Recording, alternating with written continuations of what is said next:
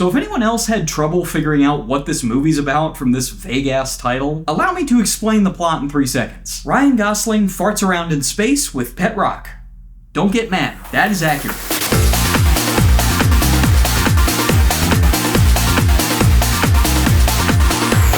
Welcome to Reviewed in 5, where I rate movies in 5 categories: writing, directing, acting, originality, and entertainment. Today we're talking about Project Hail Mary, which is a movie about my film career. I mean, about Ryan Gosling's secret space mission to save the world from ending in that thing some say it will end in. Climate change? Do not fret, my friends are eating the sun. He may be reluctant, but Sandra Hüller is putting together a team, and she wields similar power to Monkey D. Luffy, because once she decides you're on her crew, the laws of the universe pretty much forbid you from saying no. Ironic, since she works for the world government. But so it is that he ends up alone in space, light years from home. Except he might not be alone. Oh god, what the f*** is that? Let's get into it. So I was fortunate enough to see this with someone who'd actually read the book, literally that morning, which is wild. But as we walked out of the theater and he started running me through the similarities and differences, 2 things became clear to me. 1, for a story that purportedly attempts to stay faithful to real science, there is a metric ton of hand-waving going on here. Because the film is so satisfyingly procedural in how it sets up the problems Ryan Gosling needs to solve, that it basically asks you to ride that built-up goodwill off a cliff without looking down like Wile E. Coyote. There is so much that goes on in the 3rd act that's either very minimally explained or not explained at all. Which brings me to my second point. There's a 4-hour cut of this on a hard drive somewhere, because apparently those explanations are in the book, and there is evidence of them in certain shots. I'm thinking specifically of a burn mark on Ryan Gosling's arm, which leads me to believe that a lot of that was in the movie and got cut. But in this version, it pretty much boils down to the little fella's technology is a deus ex machina for everything. Overall, I still enjoyed this, but it did start to lose me towards the end. 3 out of 5.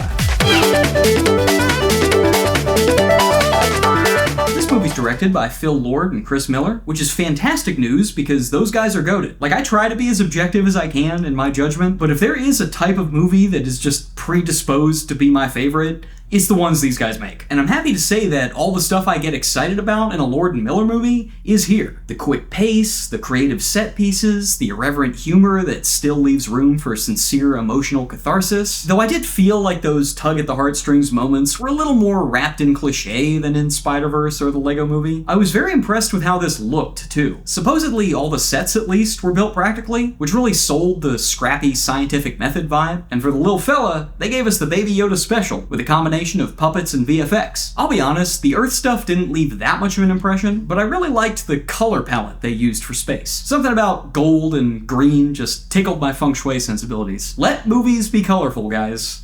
It's supposed to be heightened. We can go a little crazy with the visuals. 4 out of 5.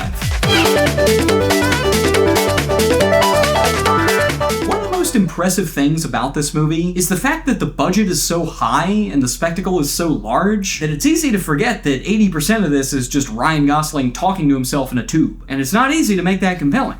Brad Pitt struggled to make that compelling. But every couple of years, Ryan Gosling pops back up with a banger performance to reclaim his status as one of North America's most compulsively watchable dudes. Like, he's not doing anything we haven't seen before. We know he can do funny. We know he can do sad face. We know he can do both at the same time. I'd say the same about Sandra Hüller, except I didn't know she was slick with the karaoke like that. Now you got me wondering what a karaoke scene would have looked like in Anatomy of a Fall.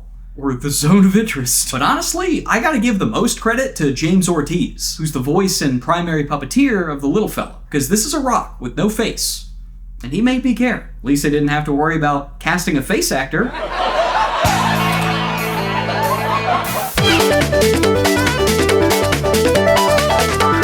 So if you're not aware, this movie is based on a book by Andy Weir, same guy who wrote The Martian, and the script is written by the same dude who wrote the movie The Martian. So we're basically in spiritual sequel territory here. I actually rewatched The Martian recently. Great movie, but oh man, that is from a different era. It came out in 2015, which is probably the last year anyone would have believed that the nations of the world would come together to save an American. Like, call me crazy, but I don't think those other countries would be all that willing to help us now. Anyway, this feels much more tailored to the current era. The world is slowly ending, and we might have one light-years-long shot to save it. The logline is literally, believe in the Hail Mary. This movie's asking you to find it in your heart, to hope again. And I can appreciate that, even if the plot's not as airtight and the science really starts to strain credibility towards the end. Like, The Martian is definitely a much better movie, but if you like that one, which you did, because everyone did, you'll find that pretty much everything that made that movie so enjoyable is also here. 3 out of 5.